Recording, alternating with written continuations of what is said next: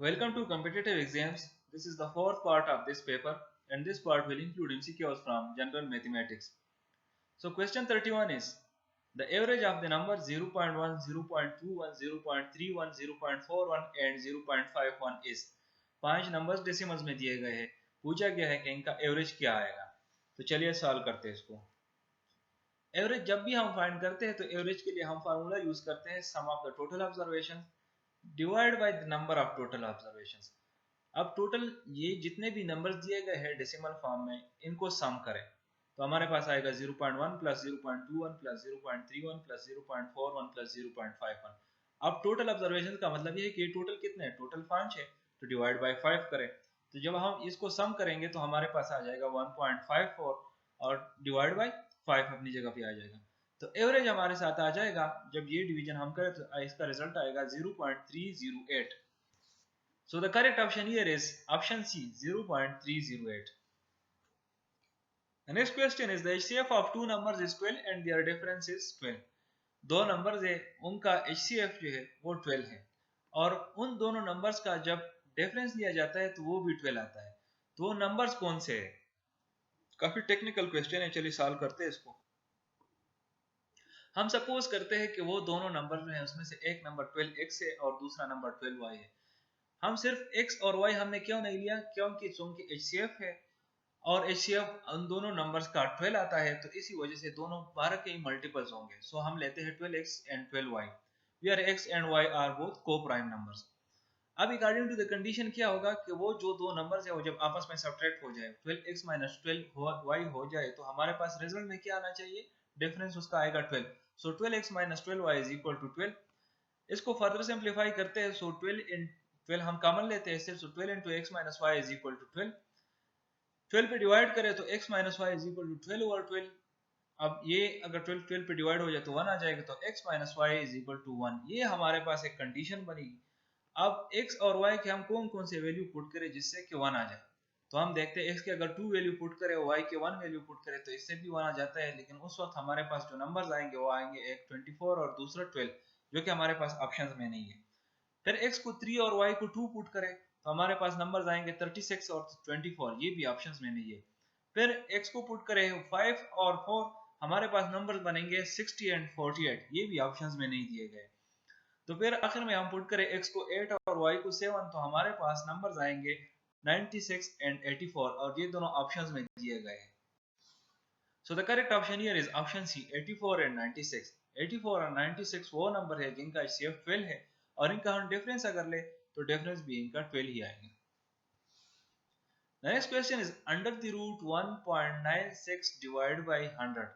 अच्छा, 1.96 और 100 एक फ्रैक्शन दिया गया है और उसका अंडर द रूट लिया गया है कि इसका आंसर क्या आएगा। चलिए सॉल्व करते हैं। अंडर द रूट 1.96 और 100। अभी अंडर द रूट को हम आसान करने के लिए हम ये पॉइंट खत्म करते हैं इससे कि आसानी से मालूम हो सके। तो पॉइंट खत्म करने के लिए हम क्या करेंगे? पॉइंट कितने पॉइंट के बाद 2 डिजिट्स है। अगर ये पॉइंट हम खत्म करेंगे तो यहाँ पर नीचे जो 100 है इसके साथ हम 2 जीरोस ऐड करेंगे तो ये आएगा हमारे पास 196 डिवाइड बाय 10,000। फिर हमारे पास 196 किस चीज का बराबर होता है? 196 एक परफेक्ट रूट स्क्वायर रूट है, परफेक्ट रूट है और ये बराबर है 14 मल्टीप्लाइड बाय 14 का। इसी तरह 10,000 बराबर है हमारे पास ये भी एक परफेक्ट रूट है और ये बराबर है 100 मल्टीप्लाइड बाय 100 का। तो अंडर द रूट को निकालने से हम सिर्फ एक ही फिगर को बाहर लेके आएंगे। तो ये आएगा हमारे पास 14 और 100। 14 को 100 से डिवाइड करें तो हमारे पास आएगा 0.14। So the correct option here is option B, 0.14. The next question is the HCF of 29, 23 and 32, 29. अच्छा, 2923 और 3229 का HCF क्या होगा? तो चलिए solve. First find prime factors of both numbers. HCF को फाइंड करने के लिए हम पहले प्राइम फैक्टर्स फाइंड करते हैं। तो प्राइम फैक्टर्स ऑफ 29, 23 के जो प्राइम फैक्टर्स बनते हैं हमारे पास वो है 37 एंड 79। फिर प्राइम फैक्टर्स ऑफ 29, 23 जो हमारे पास उनके हैं वो है 41 एंड 79। जब प्राइम फैक्टर्स हम मालूम करते हैं तो HCF के लिए फिर हम ढूंढते हैं कि कॉमन कौन से और उन कॉमन को फिर आपस में मल्टीप्लाई करते हैं। लेकिन यहाँ पर एक ही कॉमन है इन दोनों में, वो है 79। तो 79 किसी और नंबर के साथ मल्टीप्लाई नहीं होगा क्योंकि एक ही कॉमन आ गया। So common in both is 79, hence HCF of both numbers is 70. So the correct option here is option C, 79. The next question is what is the average of first 150 natural numbers? जो पहले 150 natural numbers है उसका average क्या होगा? Natural numbers हमारे साथ कौन से है?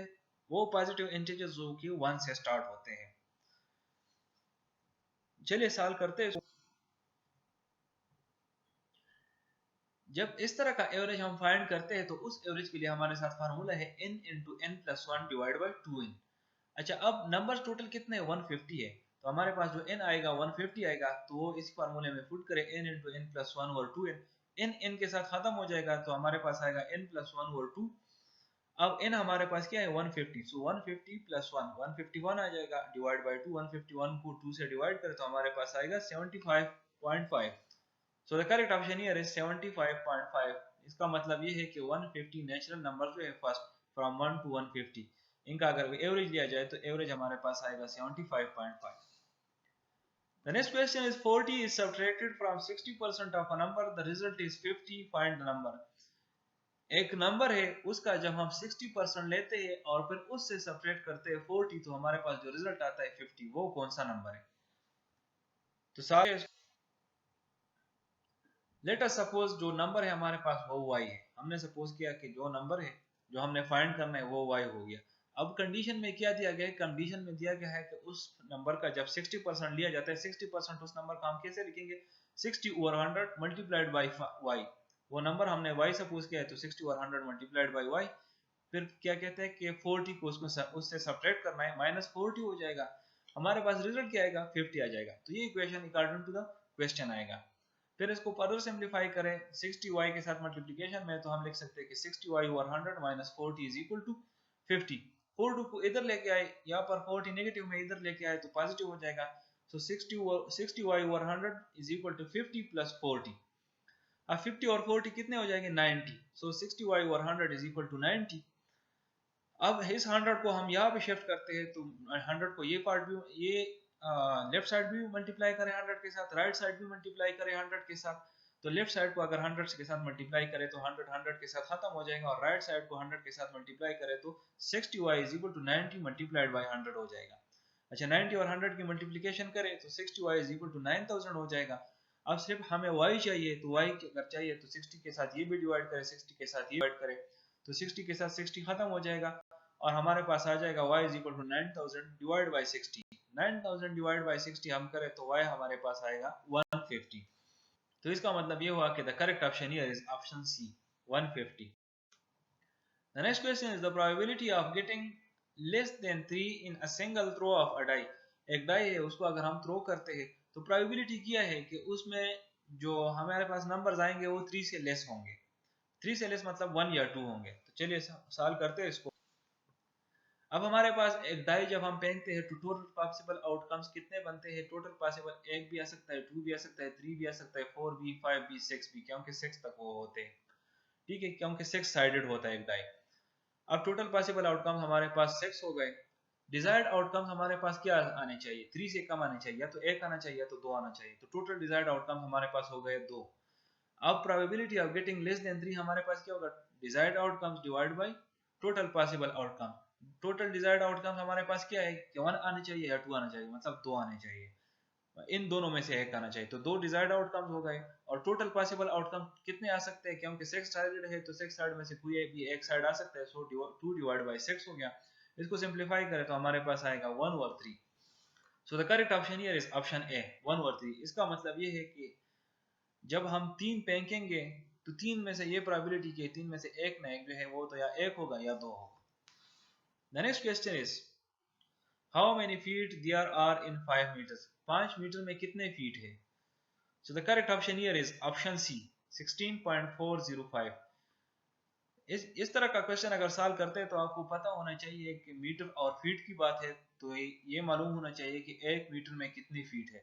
1 मीटर में हमारे पास है 3.281 फीट। 5 मीटर है तो 5 के साथ 3.281 मल्टीप्लाई करें तो हमारे पास करेक्ट ऑप्शन आएगा 16.405। So here option C is the correct option. The next question is if 2x is equal to 32 then x is equal to, एक इक्वेशन दिया गया है कि 2x is equal to 32, x को फाइंड करना है इससे। ये तो बहुत सिंपल है। अब 2x इज इक्वल टू 32 है, हमें सिर्फ x फाइंड करना है, तो 2 के साथ ये भी डिवाइड करे, 2 के साथ ये भी डिवाइड करे, जब ये साइड 2 के साथ डिवाइड हो जाएगा तो वो 2 इस 2 के साथ कैंसिल होगा, सिर्फ x रह जाएगा, और ये साइड 2 के साथ डिवाइड करे 32 डिवाइड बाय 2 हो जाएगा, 32 को 2 से डिवाइड करें तो हमारे पास आएगा 16. So the correct option here is option D, 16.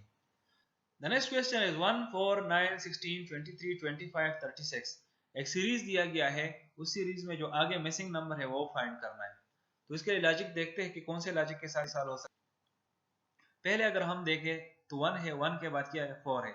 1 plus 3 को अगर हम देखें तो 1 प्लस 3 से 4 आता है, तो ये 4 हो जाएगा. फिर हम देखते हैं आगे जो इसके बाद 4 जब आ गया तो 4 के साथ अगर 3 हम ऑड नंबर्स लेते हैं, यहाँ पर 4 के साथ अगर 5 ऐड करें तो हमारे पास 9 आएगा.